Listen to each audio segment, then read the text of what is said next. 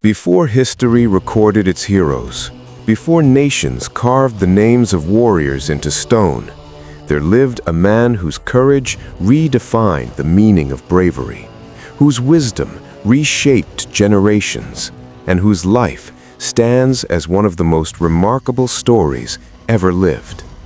His name was Ali Ibn Abi Talib, a child of the desert, a warrior of unmatched valor, a leader of justice, a symbol of loyalty, a man whose life, from birth to martyrdom, remains one of the greatest untold epics in human history. This is his story, from the moment he opened his eyes to the moment the world lost one of its brightest lights. The year was 600 AD. Arabia was a land divided, tribes scattered across vast deserts, each living by ancient traditions, each surviving on honor, each ruled by their own laws.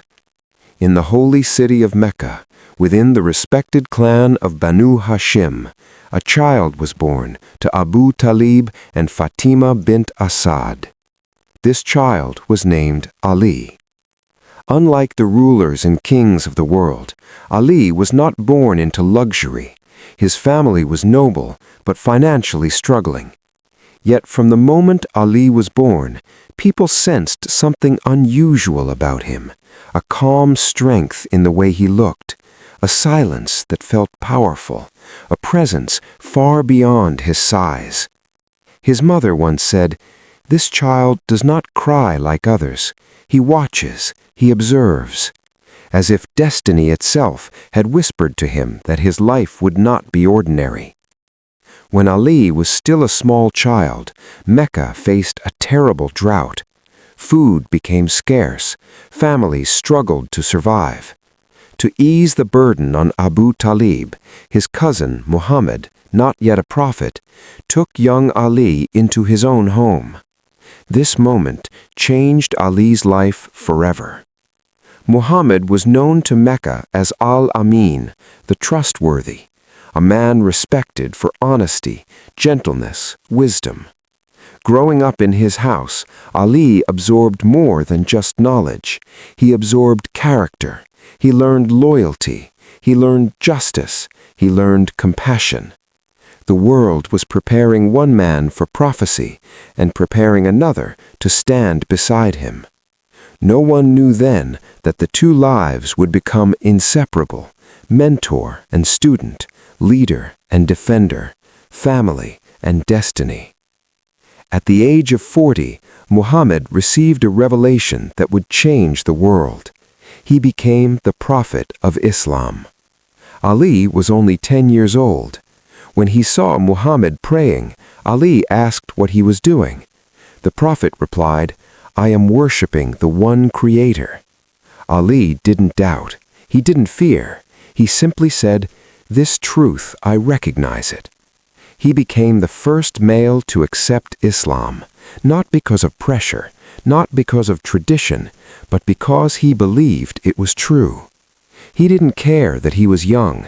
He didn't care that people would mock him. He stood by the truth even before he understood the consequences. Courage began early in him, not on the battlefield, but in belief. As Islam spread, the leaders of Mecca grew fearful. They planned the unthinkable, the assassination of Muhammad. Soldiers surrounded his house at night, waiting to strike. But inside that house lay someone else in Muhammad's bed, Ali. This night was known as Laylatul Mabit, the night of sacrifice. Ali survived. The Prophet escaped safely, and Ali carried out the dangerous task of returning entrusted valuables to their owners, walking openly through Mecca while the city hunted him. This moment showed the world what kind of man Ali was before he stepped onto a battlefield. Ali was not born a warrior. He became one. The Arabian Peninsula was a place where strength determined survival, and skill with the sword was a necessary art. But Ali didn't fight like others. He fought with intelligence. He fought with strategy.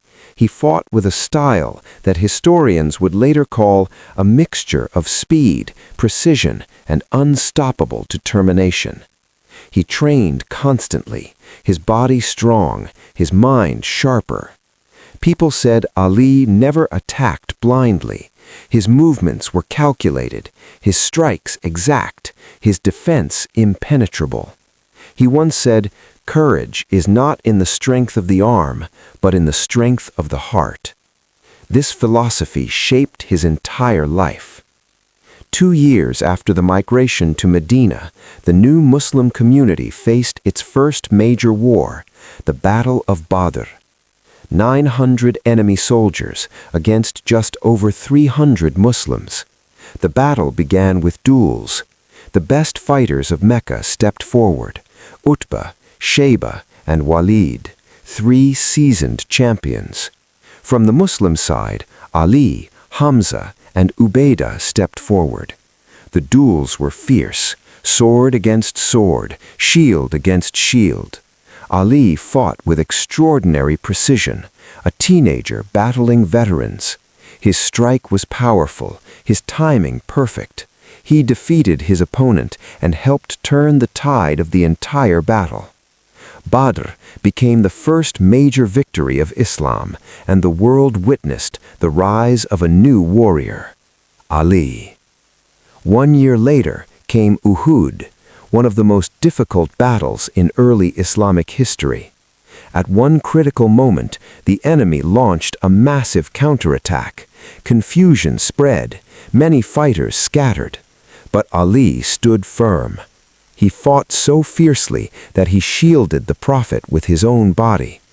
Blow after blow, sword after sword, Ali blocked the attackers. He fought until his shield broke. Then he fought with his bare arm. Then he fought with 2 swords. Historians say that day no one saved the Prophet more than Ali. Years later came the battle that would cement Ali's place in the history of warfare, the Battle of the Trench. Amr ibn Abdul Wood, a warrior known as the equal of 1,000 men, crossed the trench and shouted, "Who will face me?" Silence, fear, no one moved, except Ali. Despite being younger and lighter, he stepped forward. The duel was brutal. Swords clashed like thunder. Every strike shook the air. And then Ali defeated the giant. The battlefield froze. People couldn't believe it. That duel changed the course of the war and sealed Ali's reputation forever.